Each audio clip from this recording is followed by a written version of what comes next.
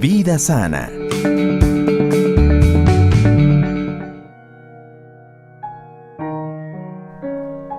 Buenos días, amigos de Unción, comenzando una nueva entrevista sobre su salud, sobre temas relacionados a la cotidianidad que nos pega definitivamente dentro de nuestra sociedad. Y lo que vamos a tocar el día de hoy ha sido un asunto de constante y frecuente inquietud de nuestra teleaudiencia, que es el problema de la hipertensión arterial. Tengo al doctor Santiago Domínguez conmigo presente, médico cardiólogo del Hospital del Río. Bienvenido, Santiago. Gracias, Javier. Buenos días, señores televidentes. La conocida presión alta, la hipertensión arterial, Santiago, ¿cuál es la causa principal? Bien, agradezco el abordar este tema que es un verdadero problema de la salud pública. La incidencia es muy alta, estamos hablando de aproximadamente el 15 al 20% de la población portadores de hipertensión, y en personas mayores de 65 años, 1 de cada 2 personas es hipertenso. En cuanto a las causas, hay muchísimas causas para la hipertensión arterial, de las que la sociedad se ha encargado de modular y presionar para que el paciente sea hipertenso. Y principalmente son los hábitos alimenticios y hábitos físicos, y un componente hereditario. La herencia como factor fundamental, pero acabamos de escuchar a Santiago de que después de los 60 años, el 50% de la población es hipertensa. Así es, efectivamente hay que entender, cuando uno es joven, pues nuestras arterias son vasos, son arterias muy elásticas, muy flexibles. Conforme vamos entrando en el proceso de envejecimiento y más los factores de riesgo que ya hablaremos más adelante, estas arterias se van volviendo unos tubos rígidos, y esos son los principales responsables del incremento de la presión arterial. ¿Qué es la hipertensión arterial? Para que la gente nos entienda cómo funciona este asunto. Bien, la presión implica, en cada latido del corazón, el corazón expulsa sangre hacia las arterias. Ese movimiento de la sangre implica presión de flujo, presión de líquido que sale. Y por el otro lado, esa presión tiene que ser contenida a través de las paredes arteriales. Pero las paredes arteriales no son única y exclusivamente tubos, sino son órganos muy flexibles que se constriñen o que se dilatan en función de sustancias químicas o de la buena salud que tiene la arteria. Entonces, cuando una persona envejece, por lo general, el endotelio, que es una telita que está por dentro de las arterias, es un órgano que produce muchas sustancias, entre esas el óxido nítrico, que produce la vasodilatación. Entonces, conforme uno va avanzando en edad, la función de ese endotelio se altera. Entonces, el tono de la arteria se incrementa, y eso hace que la presión arterial se incremente dentro del vaso arterial. Bien, ahora sabemos que la mala alimentación, el sedentarismo son causas fundamentales y la herencia para la presión alta. ¿Cómo manejar esta enfermedad? ¿Cómo se la trata? ¿Cuál es el médico especialista que la tiene que manejar? En definitiva, ese paciente a qué está sometido. Bueno, hace un momento decía que es un problema de salud pública en el que deberíamos estar implicados la misma sociedad, la misma empresa pública y privada en cuanto a proveedores de alimentos y comidas rápidas, y los médicos directamente en esto. La forma de prevenir, ¿cuál es? Primero, establecer cuál biotipo tiene un individuo, es decir, ¿estoy con el peso adecuado o no estoy con el peso adecuado? Para esto hay cosas muy simples en las que no necesariamente uno tiene que ser médico para saber si hay sobrepeso. Siempre le ponemos una fórmula muy sencilla para que el paciente sepa. La talla en centímetros menos 100, eso trasladado a kilogramos. Me explico, un paciente que mide 1,70, estamos hablando de 170 centímetros, menos 100 nos quedamos con 70 kilogramos, ese es el peso ideal para ese individuo. Si está extremadamente excedido y todavía no está acompañado de hipertensión arterial. Este es un factor de riesgo. Tenemos un alto porcentaje de este paciente que está con sobrepeso y que de la mano va el sedentarismo y los malos hábitos alimentarios, va a terminar siendo hipertenso un altísimo porcentaje. Ya. Vamos a hacer otra pregunta porque la Cari tiene una pregunta del público. No sé si es que podemos ya dar paso a Karina, si no... ¿Sí?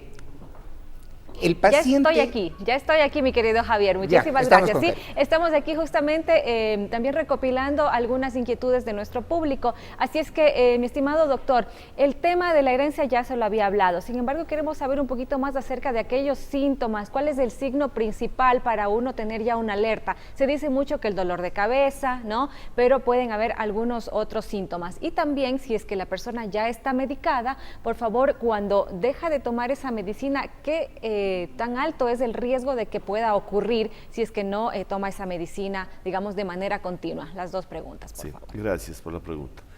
En primer lugar, a la hipertensión le llamamos el asesino silencioso. Precisamente, ¿por qué? Porque un altísimo porcentaje de pacientes no tienen síntomas y el paciente cree que está bien. Pacientes hipertensos, inclusive, que empiezan a tomar la medicación, no sienten cambios porque no tienen dolor, no tienen molestias, tienden a suspender la medicación. Y esos pacientes son los que terminan complicándose con problemas cerebrales o problemas cardíacos. Ese pequeño porcentaje de pacientes que tienen síntomas generalmente es dolor de cabeza, generalmente es dolor a nivel de la región occipital, hay zumbido de oídos, la vista tiende, rato menos pensado, a volverse borrosa, nublada, que es idas y vueltas de estos síntomas, puede haber mareo. El síntoma que a veces es muy sutil es la agitación, pero es una agitación muy poquito, un inicio que va siendo progresiva conforme avanza la presión arterial, la aparición de edemas, de hinchazón a nivel de párpados o de pies, el paciente que no tenga problemas de próstata en el caso de varón, sea esto en mujeres o en varones, que tiene problemas de misiones nocturnas con gran frecuencia, son signos que nos hacen pensar que el paciente pueda ser hipertenso.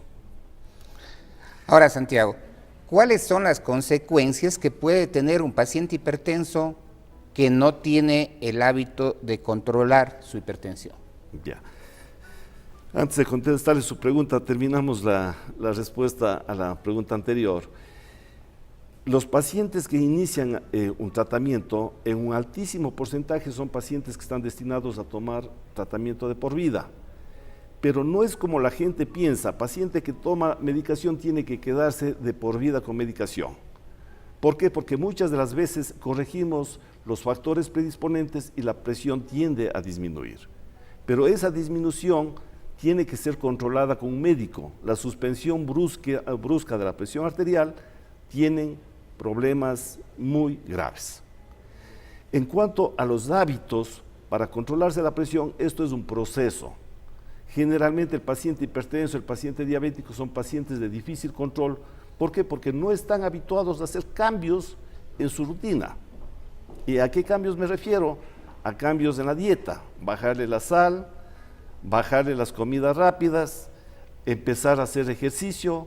El ejercicio tiene que ser programado, no puede el paciente de un momento al otro, un paciente sedentario, ponerse en un ejercicio de alta carga, porque ahí vienen las complicaciones. Y el paciente que requiere la medicación tiene que asumirle como parte de su vida el consumo de su fármaco.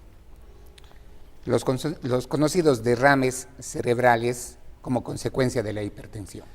Eso va de la mano, eso es consecuencia de una hipertensión mal controlada o de una hipertensión que no fue diagnosticado oportunamente. Esto es un porcentaje muy frecuente, muy deleterio. ¿Por qué? Porque la condición de ese paciente es muy mala. Los pacientes generalmente dicen, con algo me de morir, es una respuesta muy común cuando nosotros le presionamos al paciente. El paciente hipertenso generalmente antes de fallecer pasa un vía crucis precisamente por los problemas cerebrales, que implica discapacidades crónicas e irreversibles. Y en muchos casos, la muerte, Santiago, ¿verdad? Y la muerte generalmente va de la mano. ¿Por qué? Porque o son derrames muy grandes o son complicaciones propias de una discapacidad, como neumonías, bronconeumonías o problemas cardíacos ya asociados. Muchísimas gracias. Estamos terminando nuestro tiempo para la programación del día de hoy. Gracias, Santiago. ¿En dónde le encontramos? Gracias, Javier, por permitirme compartir. Estamos en el Hospital del Río, en el consultorio 225. Muchísimas gracias. Nos estamos retirando, siempre invitándoles al próximo miércoles en un tema muy interesante como el día de hoy. Antes de retirarme quiero expresar mi más profundo sentido pésame a la familia Yuman. Acaba de fallecer un profesor de la Universidad Estatal de Cuenca, muy conocido, que es ahí en Yuman, amigo personal mío y principalmente sus hijos, que nos hemos criado juntos en la ciudad del Álvarez. Me estoy dirigiendo en este momento al velorio. Quiero expresar públicamente mi nota de pesar a la familia. Que pasen bien. Nos vemos el próximo miércoles.